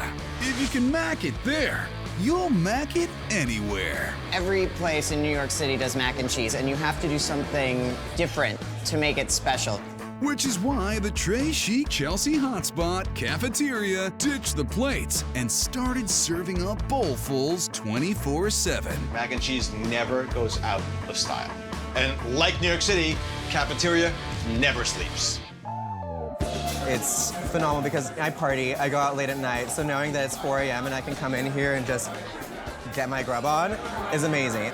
Why settle for one bowl when you can get 3 different types of gooey gloriousness, which cafeteria calls the Mac Attack? Everyone's got a mac and cheese, but what's gonna make a mac and cheese special? Well, 3 mac and cheeses. All my cheese friends are here to party. Bring on the cheese sauce. First step, a basic bechamel. Always starts with butter. So once it foams, you want to add the flour. The home for all that cheesy goodness to reside. Already the love is coming out of this pot. A little spice for character, and it's churned up in a tidal wave of creaminess. This has gotten a beautiful color now. Chef John starts his cheese offensive with a 3-prong attack. His version features shredded Gouda and bacon. I'm gonna take this bechamel here and I'm gonna melt the Gouda and make a creamy, gooey, savory mac attack. Now this is what it's supposed to look like. It's the right texture. I can see the lines of cheese start to stretch. I've got my elbows, I've got Gouda, and I've got bacon. Gouda, bacon, timeless romance. Bowl 1 done. Second strike comes to us straight from the forests of France. Truffle is the most decadent, indulgent ingredient that you could ever have in your life. Chef John adds just a drop into shredded fontina. Enough. Now, this is fontina. I have that in with the bechamel, the truffle oil, and I've got the elbows. Ooey, gooey deliciousness. Final prong, John serves it up straight. No additions needed. Now, we're gonna have your classic fontina mac and cheese. All 3 get a sharp chapeau. Just to make sure it is cheesy enough, we've got the cheddar. There's a ton of cheese already, but we do want to add another level of complexity. This is the Super Bowl of dining. The oven brings out the best of an already good thing. They're hot, they're bubbly, they're delicious. They got a nice cheddar crust over the top. You can smell the truffles and the bacon and the cheddar cheese. This is amazing right now, amazing. One salty and smoky final touch. Oh, this isn't even fair. If you thought there was enough bacon in here already, you were wrong.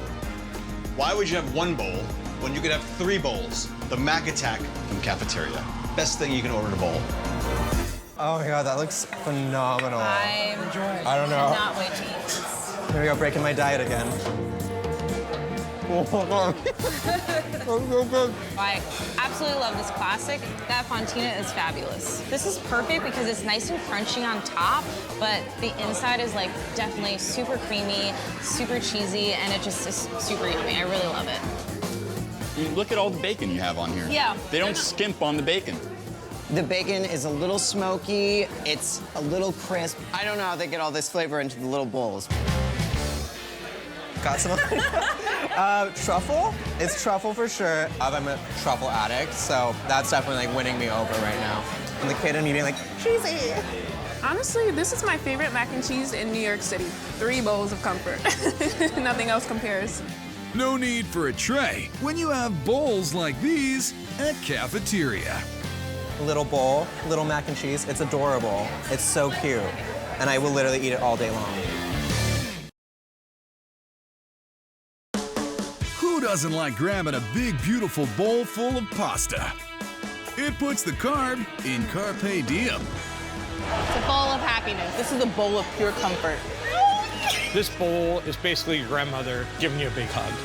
And in our nation's capital, out in the Navy Yard neighborhood, they're in for a penny and a few pounds at Osteria Marini. Pasta is the best thing you can put in a bowl for so many reasons.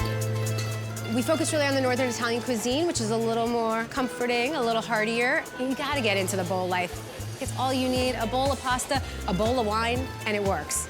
Does it ever? Like in their authentic version of pasta and meat sauce, the Tagliatelle. Big Italian flavors, big old bowls. Order up. Executive Chef Ben Flumer knows what makes these simple dishes so super satisfying. Key to great pasta is the texture. The texture of the pasta should have a nice bite to it. It should kind of snap back a little bit as you bite into it. Watching dough become pasta is much more satisfying than watching a bill become law. We're just gonna put it through this sheeter here a couple times, and we get ourselves a nice big sheet of pasta dough. Just very slowly making it a little bit thinner each time. Then cuts the sheets, then shreds the pasta like it's classified. We make a ton of pasta here at Osteria Marini, and it's always fresh. And it's gonna hold our ragu perfectly. How do you dress pretty ribbons like these? We need the perfect sauce, so we're gonna make our bolognese ragu. That northern classic is both hearty and meaty. It's gonna start with a little bit of celery, a little bit of carrots, and a little bit of onion. Ground pork and short rib join the delegation. You love Italian food, this is why we're here. He adds tomatoes and red wine and a souped-up chicken stock called brodo. We make it with Parmesan rinds and chicken bones. That's really gonna just help develop that flavor. And the taste just gets deeper. This chicken liver is really my favorite part of the ragu. It's gonna give it a nice heartiness. Pasta and sauce come to a bipartisan agreement, along with butter and cheese. We're just gonna put it in a bowl. After that, we're gonna grate a ton of Parmesan cheese on top. E pluribus num num. And that's our tagliatelle with Antica Ragu here at Osteria Marini. This tagliatelle is gonna get in my belly. Oh, this is my happy place. A perfect noodle with a perfect bite of bolognese. You can tell that the pasta was made fresh, phenomenal. I mean, look at that. Look at that right there. It's so sweet and subtle and buttery. Just incredible from beginning to end. Absolutely bowl-worthy. Pasta, pasta, pasta, pasta. We're gonna eat good tonight. Ben even has a pasta fit for the Green Party, Gramigna Verde. It's a spinach pasta. Gramigna means little weed, so the shape is a sort of spiral like a fiddlehead fern. Far out. Ben mixes 2 kinds of flour, spinach, eggs, and water. Green's part of the Italian flag, big part of this dish. So our dough's been mixing for about 20 minutes, and we're starting to really smell that spinach. This is where that famous beltway spin comes in. It should almost go a whole revolution, become a full circle like that. We're just looking for these nice little curls. This is our mean green machine. Along with some oil and garlic, and the meat of choice for big spending fat cats, pork. Vino and Italian dishes, pair made in heaven. It all comes together in the pan. Parmesan cheese for our scallions, big handful of spinach. This is a perfect carbonara pasta for Popeye. A mix of egg yolk and cream adds some legislative body, followed by one more amendment. Proctoral's got a nice bitterness to it. Loving how this is looking. This is definitely one bowl you can't beat. Just a touch of cheese to top it off. Eat to live to eat. Gramigna Verde at Osteria Marini.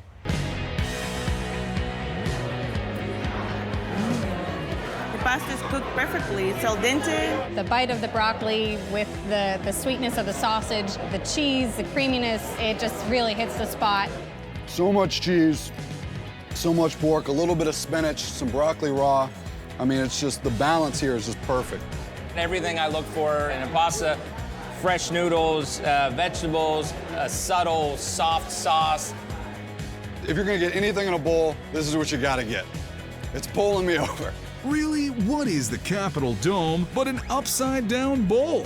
And it still wouldn't be big enough to contain all the flavors at Osteria Marini. Took too big a bite. There's never too big of a bite at Marini. Manda. Vietnam may be more than 8,000 miles from St. Louis, but enormous bowls of authentic flavor and warm comfort could fool you into thinking you're in Hanoi or Saigon. You're not. You're at My Lee. We might not have grown up eating out of a bowl here in America, but I'm telling you, it is unbelievable. There's a lot of variety. There's chicken, there's beef, there's fish. Love the presentation, love it. It's a bowl of love. I don't think other people do it like they do it here at My Lee. Salute them. We've been fortunate enough to win Best Vietnamese Restaurant here in St. Louis, but you know, the accolades, that's just an icing on the cake. We do this because we love food and we want to give people good food. Quy Tron's mother set up shop when he was just 9 years old, the first Vietnamese restaurant in all of St. Louis. You know, we're refugees. We came here with nothing and wanted to do something. Mom paved the way for Vietnamese food here. She paved the way for me. Mom made history by introducing America's gateway city to the ultimate Vietnamese chicken soup, Pho Ga. The ancestral dish to pho is pot de pho. The actual pronunciation is pho. So when I explain to people how to say it, I always tell them to shrug their shoulders, like pho. But there's no shrugging off the family's award-winning recipe for success. You always start with the beef bones. So I'm gonna dump the bones in the stock for us. It gives it that rich, kind of beefy flavor. It's awesome. Speaking of awesome, may we present Ma. She arrives in time to put together her complex blend of vegetables and seasonings. We see onions and ginger, cinnamon and cloves. What else? I cannot tell. Secret. We keep for 32 years. Man, secrets in the broth. The real secret is patience. The pot has to simmer for half a day until every ounce of broth is infused with every possible ounce of flavor. It's gonna take us a little while to get this thing done. If Mom says it's worth it, it's worth it. I'm not arguing with Mom. But Quee's got plenty to do while he's waiting, like prepping the squad of soup side items, from onions and bean sprouts to cilantro's first cousin, culantro. It's an amazing herb. It's like cilantro, fennel, and lemon. Some restaurants don't take the time to add extra layers. We love to find stuff like this. And how does Quee know for sure when the pho is done? It's ready. All right, yeah, we're ready. To the Build-A-Bowl workshop. We like to start with the little bean sprouts at the bottom. And then, you know, these fresh rice noodles, it's like a quick blanch. What was that, 5 seconds maybe?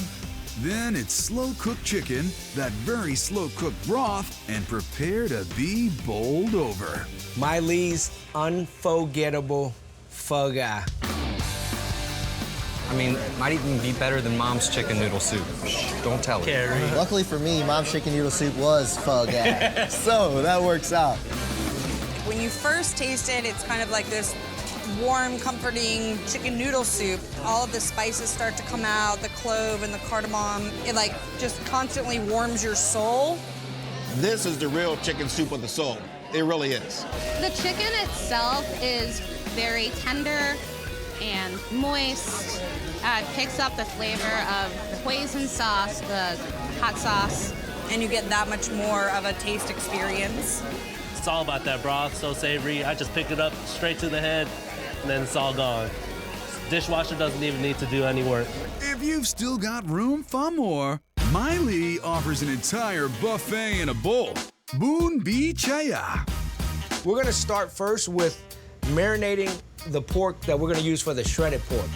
That's garlic, sesame oil, and Mom's special seasoning. Remind me what that is again? She already said it's a secret, so that's all I'm saying.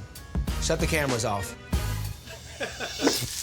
That secretly seasoned pork gets a high-temp torching in the wok. Then, Quee hand rolls an egg roll. Our egg rolls, there's a lot of stuff going on. You got 2 different types of vegetables, you know, you got all different types of seasonings, glass noodles. A few minutes is all it takes to reach crispy, crunchy perfection. Showtime! Noodles to places, please. So here's your noodle bowl.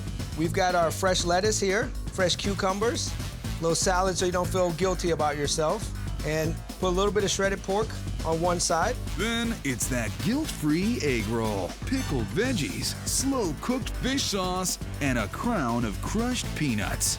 Bún bì chả giò, appetizer and dinner, all in one bowl. You know, you have the egg roll, delicious, crisp, has great texture. And then you have the shredded pork, drizzled with some peanuts. You know, this is soul in a roll, in a bowl, for sure. There's so many flavors in it. The cilantro's popping out, the carrots, the cucumbers, the mint, the basil. This is the real deal. Forget about it. And forget about going anywhere else in St. Louis when it's Vietnamese comfort you're seeking. Ba sure. Nothing but love and happiness. That's what you're missing if you don't show up to my league. No. Unbelievable.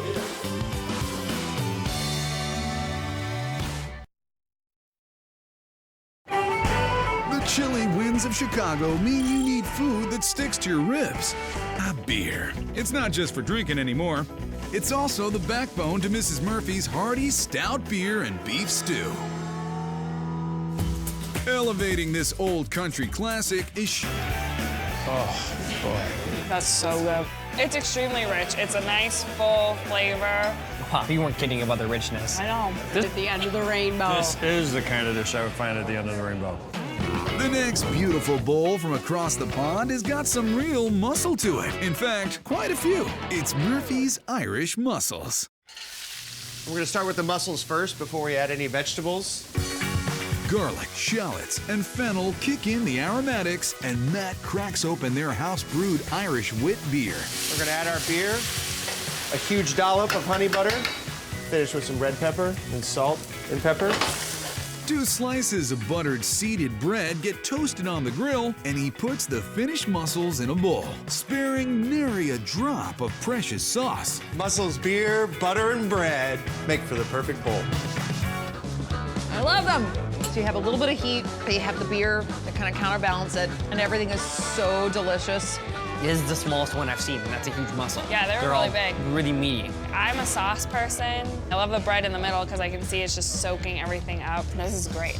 I love a lot of garlic butter sauce. This is just a delivery system for garlic butter sauce. That's all these mussels are.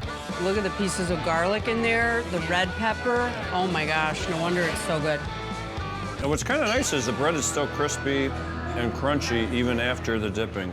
The best things come in bowls. We should probably buy some bowls. I know, we probably should Now that buy I'm thinking bowls. about it, like the bowls that aren't just for cereal. It reminds me of that spicy old Irish saying. May your bowl always be filled to the rim. Sriracha. No! Slancha.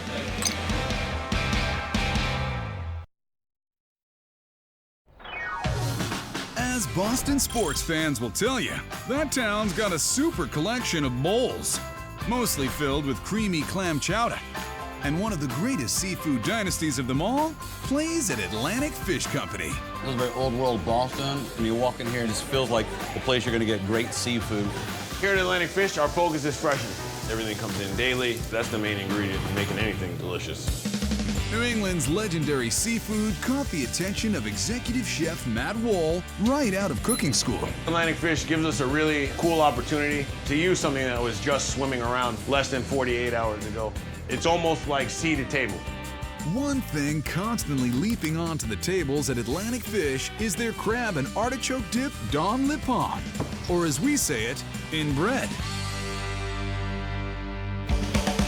Here at Atlantic Fish, we like to put our crab and artichoke dip in a bread bowl. It's definitely a crowd pleaser. There's crab in every bite, in every corner of the bread bowl.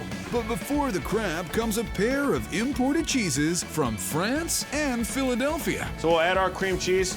After that, we're gonna sprinkle our Gruyere on top of the cream cheese. What really defines a great dip is the cheese.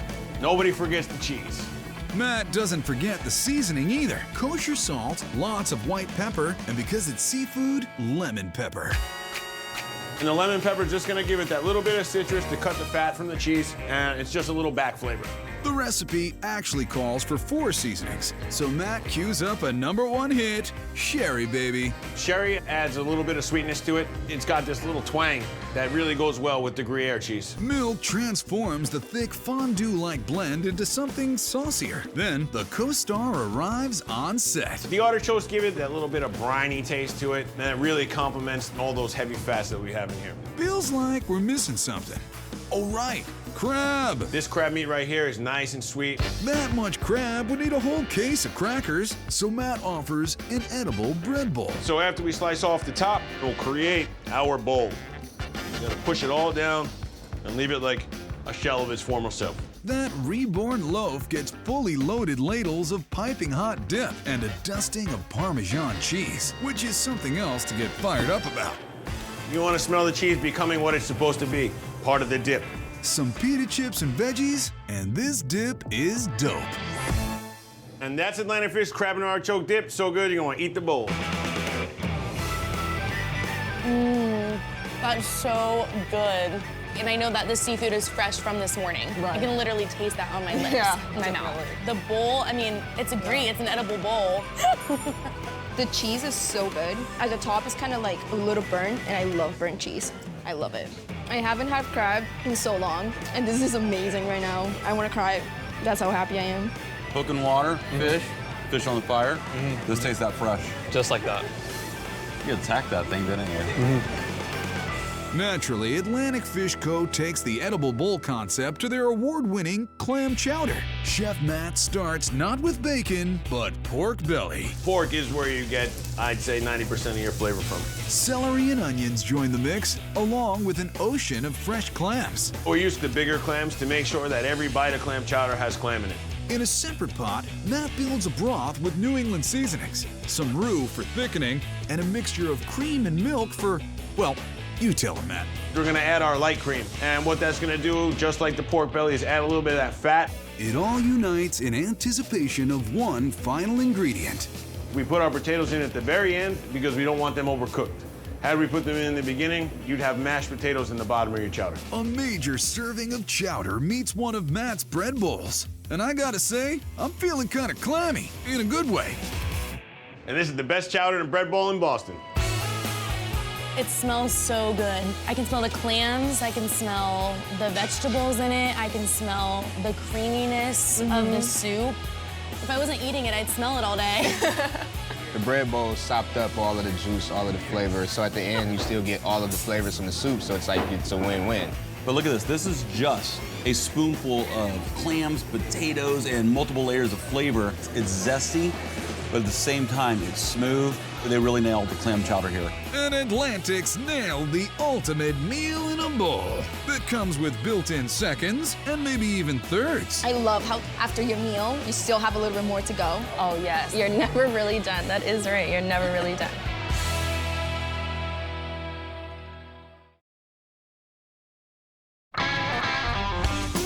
All across Texas, most bowls you find are accompanied by supersized servings of rich, meaty chili. But in Austin, generations of Tex-Mex cheese lovers have quenched their queso cravings at Matt's El Rancho. Matt's is wonderful. We are now fifth-generation customers. We have come here for years and love it. Matt's El Rancho goes back to Matt Martinez Sr. He and his wife, Janie Martinez, started this in 1952. He just told her to cook as she did at home because he felt that it would be served with the secret ingredient of love. That love has lasted for over 6 decades in everything from their homemade tortillas to mega margaritas. Best margarita in town. But the classic dish not to miss at Matt's is a meat and queso combo bowl called the Bob Armstrong Dip. Bob Armstrong was the land commissioner in Austin, Texas, and he asked Matt to give him something different. So he just went down the line and put 3 ingredients into a bowl, and Bob Armstrong was born. The bowl they use is as special as the dip itself. We use a molcajete. This is a very traditional Mexican bowl. Chef Jose will add super creamy American cheese-based queso to that molcajete. We keep adding more cheese. Seems like we never have enough cheese. Nice and creamy. While the cheese settles in for a simmer, Jose browns the beef. We big meat eaters here in Texas. Fresh produce brings some pizzazz. Jose won't let on what's in Matt's secret spice, but here's a hint. The star starts with a Q and ends with a mint. Everything now starts smelling better. Just like our cheese, which has reached maximum meltiness. You see how creamy it is. You can see all the vegetables in there. It's going to make really nice taste. A scoop of beef and holy guacamole. That looks good. So delicious, creamy. And what's a bowl full of dip without a basket of chips? Bob Armstrong queso dip, the first and best ever. Meat, guac, queso. Oh, yes. So good. For me, it hands down is the best queso I've ever had. And I've had a lot of queso. I don't know who Bob Armstrong is, honestly. No idea. It does not matter because the queso is delicious. It's legit and everyone should order it. You add in the guacamole and the tomatoes and it's just bright and exciting and it doesn't matter what the temperature is outside, it always makes you feel warm and fuzzy inside. It's okay to double dip here at Matt's El Rancho. No, it's not. Life's a bowl of creamy, cheesy comfort at Matt's El Rancho. Cheers.